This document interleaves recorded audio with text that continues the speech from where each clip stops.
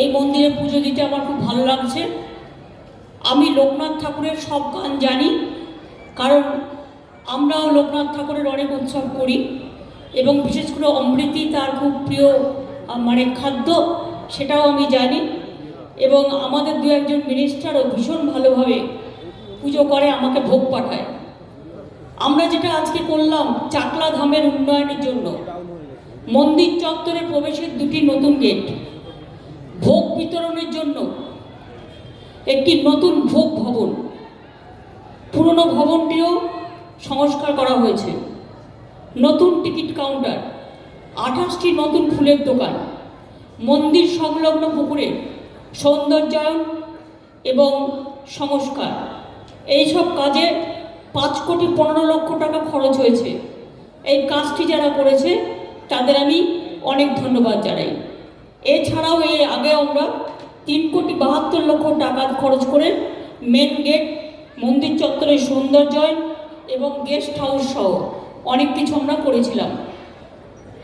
সব মিলিয়ে এই মন্দিরে আমাদের সরকার 9 কোটি টাকা খরচ করেছে, কারণ বাংলার অন্যতম তীর্থস্থান হিসেবে লক্ষ লক্ষ ভক্তবৃন্দ এখানে আসেন এবং এটা সমস্ত মানুষের উপকারে লাগবে।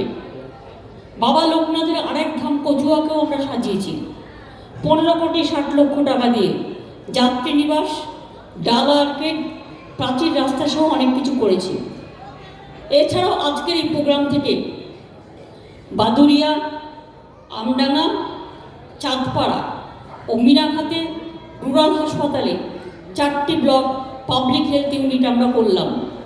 হাবড়া জয়গাছিতে টেক্সটাইল হাটের আধুনিকীকরণ, বাদুরিয়া, আমডাঙ্গা, ব্যারাকপুর 1, শরৎনগর ব্লক এবং পানিহাটি ও মধ্যমগ্রাম পৌর এলাকায় 5টি রাস্তা।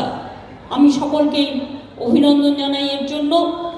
এছাড়াও আপনারা জানেন যে এই যুগপুরুষ লোকনাথ ঠাকুর তিনি কোনো ভেদাভেদ মানতেন না, সকলকে নিয়ে সমানভাবে চলতেন। এমনকি শোনা গেছে তিনি কোনো এক সময় মক্কা মদিনাতেও গিয়েছিলেন।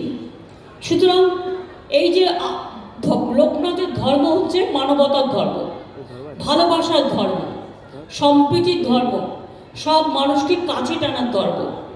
সেই তো বড় ঠাকুর হয়, সেই তো বড় নেতা হয়, যে সবাইকে আপন করে নেয়, সবাইকে ভালোবাসে, সব মানুষকে ভালোবেসে নিজের কোলে স্থান দেয়। তাদেরও ভালোবাসা আমাদের পবিত্র কর্তব্য। আপনারা জানেন রাজ্য জুড়ে অসংখ্য তীর্থস্থান রয়েছে, সেখানে প্রতিনিয়ত মানবতার উদযাপন করা হয়।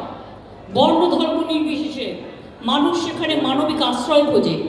মানুষে মানুষের সম্প্রীতি সৃষ্টি রক্ষার ক্ষেত্রে এদের ভূমিকা অনস্বীকার্য।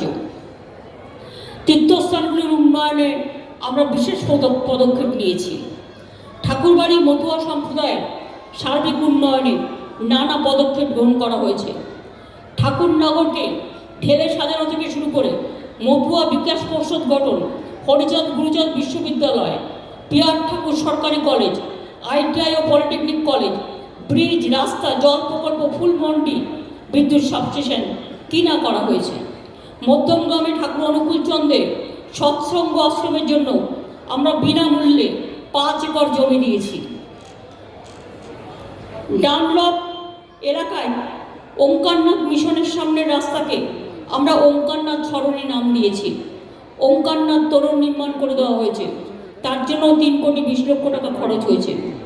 আজ বাংলা জুড়ে আমরা বিশেষ করে 400 কোটি টাকারও বেশি এই তীর্থস্থানগুলোর জন্য খরচ করেছি। দক্ষিণেশ্বরের স্কাইওয়াকে তো একটাতেই মনে হয় 300 কোটি টাকা, হিসেবটা মনে হয় ঠিক নেই, ছোট ছোটগুলো নিয়ে 400 কোটি টাকা বলেছে। বা দক্ষিণেশ্বর স্কাইওয়াক ওটাতে প্রায় ববি কত খরচ হয়েছে?